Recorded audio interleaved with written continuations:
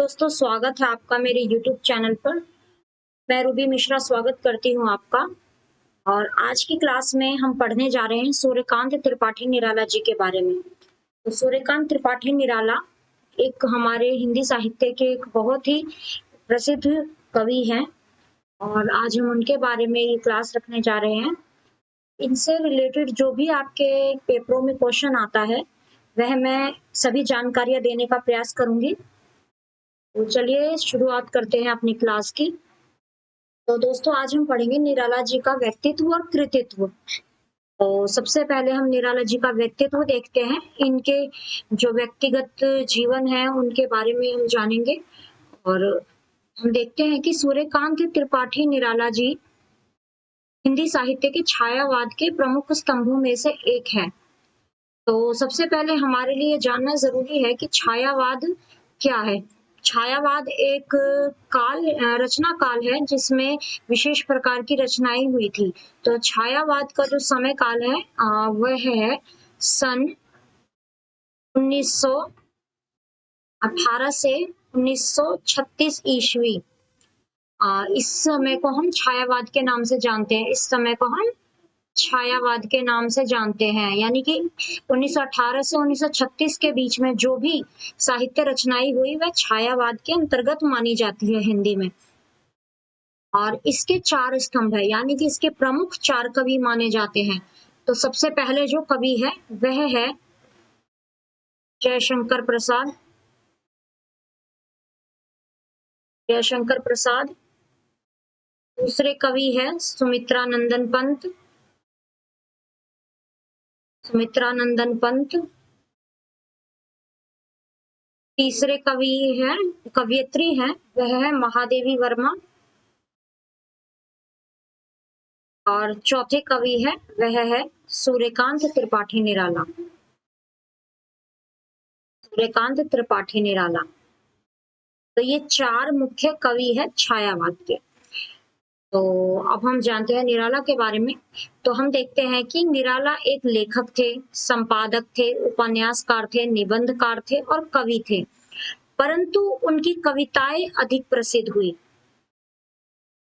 और निराला की जो कविताएं हैं वह इसलिए प्रसिद्ध हुई क्योंकि निराला जी ने नए प्रयोग करने से, नए विषयों पर कविताएं लिखने से हिचकिचाए नहीं। वह उन्होंने जो भी लिखा वह बहुत ही अच्छा लिखा और वह सीधे पाठकों के मन तक पहुंची और उनकी कविताओं को इसलिए काफी पसंद किया जाता है।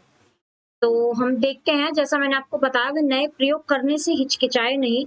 तो इसीलिए निराला को प्रगतिवाद, प्रयोगवाद और नई कविता का जनक माना जाता है। तो अब हम जानते हैं कि निराला जी का जन्म कहाँ हुआ। सूर्यकांत त्रिपाठी निराला जी का जन्म हुआ 1897 ईस्वी में बंगाल के महिषादल, वर्तमान में मेदिनीपुर जिला, जो कि पश्चिम बंगाल में है। और सूर्यकांत त्रिपाठी निराला जी की प्रारंभिक शिक्षा मेदिनीपुर से ही हुई। तो बच्चों, मैं आपको बताना चाहूंगी कि जो सूर्यकांत त्रिपाठी निराला थे, इनके माता का निधन बहुत ही छोटी अवस्था में हो गया था। जब ये 2 या 3 साल के थे तभी इनकी माता जी का निधन हो गया था। और इनके पिताजी की उतनी जो आर्थिक स्थिति थी वह अच्छी ना थी, इसलिए उन्होंने जो भी पढ़ाई करी, जो भी इन्होंने शिक्षा प्राप्त की, वह अपने गांव में रहकर ही प्राप्त की। और यहाँ उन्होंने केवल हाई स्कूल तक ही शिक्षा प्राप्त की। हाई स्कूल की परीक्षा उत्तीर्ण करने के बाद निराला ने हिंदी, संस्कृत और बांग्ला आदि भाषाओं का अध्ययन किया। ये उन्होंने अपने घर पर ही किया। अब सूर्यकांत त्रिपाठी निराला जी का विवाह 14 वर्ष की छोटी अवस्था में मनोहरा देवी से हो गया। तो जैसा आप देख रहे हैं कि बहुत छोटी अवस्था होती है, 14 वर्ष की अवस्था, उसी में उनका विवाह मनोहरा देवी जी से हो गया। जो मनोहरा देवी थी वह साहित्य और संगीत में रुचि रखती थी और निराला जी ने हिंदी और संगीत की शिक्षा उन्हीं से ली। और उन्हीं की प्रेरणा से निराला जी लेखन में प्रवृत्त हुए।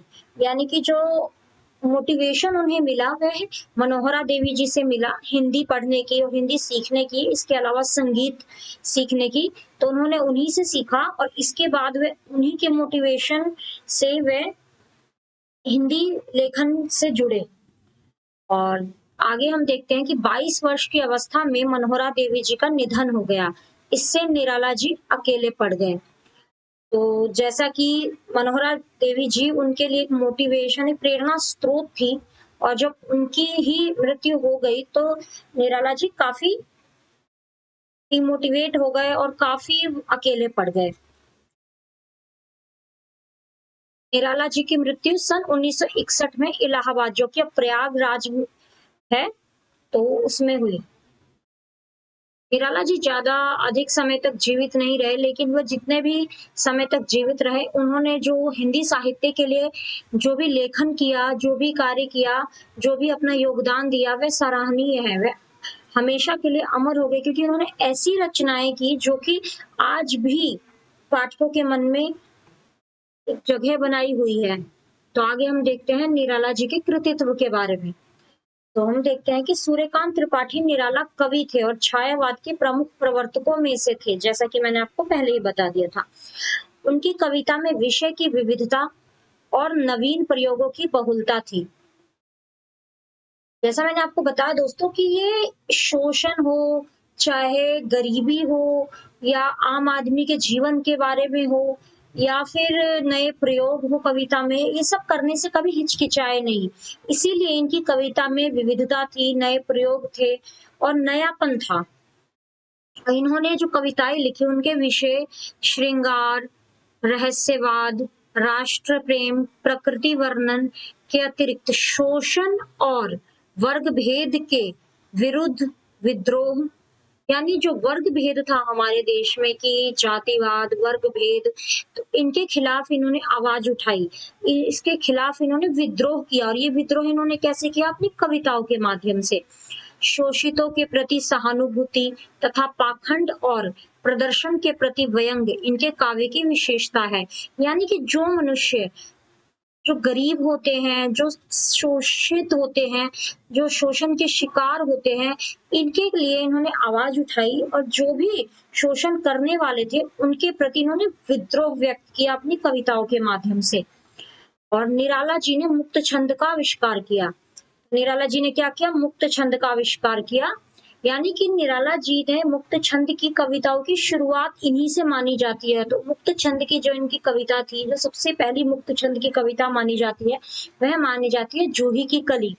और जो जूही की कली कविता थी दोस्तों, तो ये जूही की कली, इस कविता को सरस्वती पत्रिका में जो महावीर प्रसाद द्विवेदी जी थे, उन्होंने छापने से इनकार कर दिया था। क्यों? क्योंकि इन्होंने इसमें अश्लीलता का आरोप लगाया था, इसलिए इसको छापने से इनकार कर दिया था। परंतु जब जूही की कली कविता छपी, तो इसको पाठकों ने बहुत ज्यादा पसंद किया, क्योंकि एक नए प्रकार की कविता थी, जो कि मैं आगे हो सकेगा कि मैं आपको जूही की कली कविता का पाठ भी करके बताऊंगी, और इसका मैं आपको सप्रसंग व्याख्या करके भी दिखाऊंगी। तो इसलिए जुड़े रहिए मेरे चैनल से, और इसको लाइक सब्सक्राइब कीजिए, और अगर आपको लगता है कि कंटेंट यूजफुल है तो इसको शेयर भी कीजिए। आगे हम देखते हैं कि सूर्यकांत त्रिपाठी निराला जी ने सन 1920 ईस्वी के आसपास लिखना शुरू किया, और इनकी प्रथम रचना जूही की कली थी, जो कि इन्होंने माना है कि ये 1916 ईस्वी में लिखी गई थी। तो 1916 ईस्वी से इन्होंने लिखना शुरू किया, लेकिन जो इनका मुख्य रचना जो प्रारंभ हुआ वह 1920 ईस्वी में प्रारंभ हुआ। और इसके आगे हम देखते हैं कि निराला जी की कृतियां कौन कौन सी है। तो सबसे पहले हम बात करेंगे निराला जी के काव्य संग्रह के बारे में। तो निराला जी का जो काव्य संग्रह था, वह सबसे पहला था अनामिका, जो कि 1923 ईस्वी में की रचना हुई थी। अनामिका एक, इनकी दो अनामिका नाम से इनके रचना संग्रह है। तो अनामिका एक 1923 ईस्वी में संपादित हुई थी, और परिमल 1930 में, के अलावा गीतिका 1936 ईस्वी में, अनामिका 2 जो कि 1931 ईस्वी में इसका संपादन हुआ था, और ये 1931 ईस्वी में आई थी ये रचना की किताब। और इसमें राम की शक्ति पूजा और सरोज स्मृति, ये दो इसके अलावा भी कई कविताएं हैं जो इसमें संकलित हैं, लेकिन जो सबसे मुख्य और सबसे ज्यादा जो प्रसिद्ध कविताएं हैं वह है राम की शक्ति पूजा और सरोज स्मृति। जो राम की शक्ति पूजा, जैसा आपको नाम से ही पता चल रहा है, ये राम के ये एक रामायण के एक जो रामायण का एक दृश्य है उसको लेकर लिखी गई है, जब राम रावण से हार रहे थे और इसके लिए उन्होंने जो शक्ति का आह्वान किया, जीतने के लिए शक्ति का आह्वान किया, उससे संबंधित है ये कविता। तो काफी इसमें तत्सम और संस्कृतनिष्ठ भाषा का प्रयोग हुआ है, संस्कृतनिष्ठ भाषा है इसमें राम की शक्ति पूजा में। इसके अलावा है सरोज स्मृति, जो कि एक बहुत ही प्रसिद्ध लंबी कविता है। ये इन्होंने अपनी जो उनकी पुत्री थी सरोज, उसके मृत्यु के पश्चात इन्होंने उसकी स्मृति में ये लिखी थी। इसमें इन्होंने अपनी पुत्री का तर्पण करते हुए और उसको ये कविता भेंट की है। तो ये काफी एक मतलब बहुत ही ज्यादा इमोशनल कविता आप इसको कह सकते हैं। तो ये दोनों बहुत ही महत्वपूर्ण कविता अनामिका 2 में संकलित है। और तुलसीदास 1931 ईस्वी में, कुकुरमुत्ता 1942 ईस्वी में आई थी इनकी कविता। कुकुरमुत्ता है, इसमें इन्होंने शोषण और शोषित, जिसको कहते हैं कि जो शोषण करते हैं, जो गरीबों का और अल्पहारा समुदाय का, उसके खिलाफ इन्होंने विद्रोह के शब्द कहे हैं, विद्रोह के शब्द कहे हैं इस कविता में। तो ये कविता भी काफी इनकी फेमस रही है, कुकुरमुत्ता। इसके अलावा अणिमा है, जो कि इन्होंने 1943 में लिखी है। बेला 1946 में, नए पत्ते 1946 में, अर्चना 1950 में, आराधना 1953 में, गीत कुंज 1954 में। तो ये इनकी काव्य कृतियां हैं जो कि बहुत ही ज्यादा प्रसिद्ध हैं और इनमें अच्छी अच्छी कविताएं हैं जो इन्होंने लिखी है। इसके अलावा निराला जी के उपन्यास हम देखते हैं। तो निराला जी का जो पहला उपन्यास था वह था अप्सरा, जो कि 1931 ईस्वी में आया। अलका 1933 ईस्वी में, प्रभावती 1936 ईस्वी में, निरुपमा 1936 में, कुल्ली भाट 1939 में, और बिल्लेसुर बकरियां 1942 में, चोटी की पकड़ 1946 में, काले कारनामे 1950 में, जो कि एक अपूर्ण है, ये इसको पूर्ण नहीं कर सके, अपूर्ण। अगर आपको परीक्षा में आता है कि मतलब ऑप्शन में अगर काले कारनामे आता है और पूछा जाता है कि कौन सा ऐसा उपन्यास है जो निराला जी का अपूर्ण है, तो आप इसमें काले कारनामे को ही टिक करेंगे। इसके बाद हम आते हैं कहानी संग्रह पे। तो सबसे पहले है लिल्ली, जो 1934 में आया, सखी 1935 में, सुकूल की बीवी 1941 में, और चतुरी चमार 1945 ईस्वी में। ये इनके कहानी संग्रह हैं। इसमें भी इन्होंने काफी अच्छी कहानियां लिखी हैं। इसके बाद हम आते हैं निबंध और आलोचना में। तो रविंद्र कविता कानन 1921 में, प्रबंध पदम 1934 में, प्रबंध प्रतिमा 1940 में, चाबुक 1942 में, चयन 1957 में, और संग्रह 1963 में। ये इनके निबंध और आलोचना के संग्रह थी। ये जो हमने आपको बताया, रविंद्र कविता कानन, प्रबंध पदम, प्रबंध प्रतिमा, चाबुक, चयन और संग्रह। इनको आप सन के साथ याद कर लीजिएगा, क्योंकि यूजीसी नेट और आजकल की सभी प्रतियोगी परीक्षाओं में सन भी पूछ लिया जाता है। तो इसीलिए मैंने सभी जो रचनाएं दी है आपको सन के साथ दी है, ताकि आप इसको अच्छे से याद कर सके। के बाद हम आते हैं, इन्होंने कुछ बच्चों के लिए भी कुछ साहित्य लिखा है, बालोपयोगी साहित्य जिसे हम कहते हैं।